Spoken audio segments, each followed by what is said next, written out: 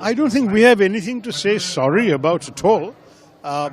You know that India has behaved with a great deal of maturity on all of this. And also don't forget that the trade with Russia and oil was actually blessed by previous American administrations that actually requested us to buy some Russian oil in order to stabilize global oil prices. Secondly, China buys more Russian oil and gas than we do.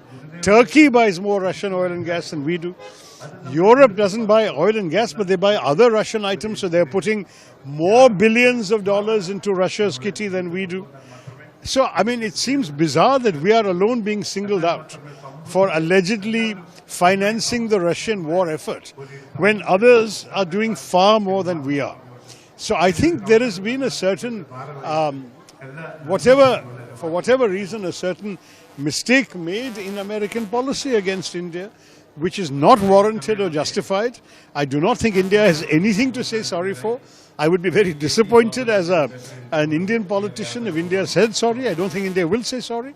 I think Mr. Lutnick has to understand that we are a sovereign nation, just as they are. They can take their own sovereign decisions. We will take our own sovereign decisions.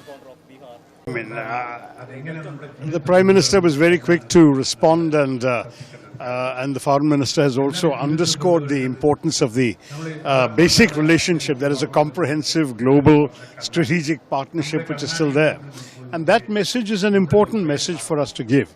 But I don't think we can just completely forget either the 50% tariffs or the insults that have accompanied it from both the President and his staff. I think there's some serious repair work that needs to be done by governments and diplomats on both sides. Mr. Trump is a fairly mercurial, has a fairly mercurial temperament, and what he has been saying has caused some hurt and offense in our country. There is a certain bruising of the Indian spirit which has to heal. Also, the 50% tariffs have actually had consequences already. Some companies are already laying off workers. In Surat, in the gem and jewelry business, in Tirupur, in the garment business, in Visakhapatnam, there's some real issues of the seafood and shrimp exports. So there are some real challenges that Indian companies, Indian workers are facing today. It's not just a question of words. It's a question of genuine problems that have been created. So we need to overcome these problems, and for that, an important element has got to be a willingness to negotiate.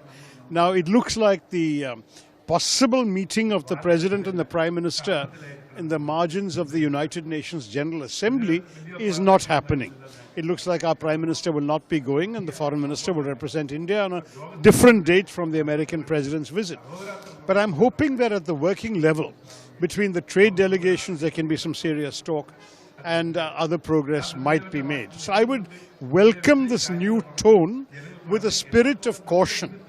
One can't just forget and forgive so quickly, because there are real consequences that Indians are facing on the ground, and those consequences need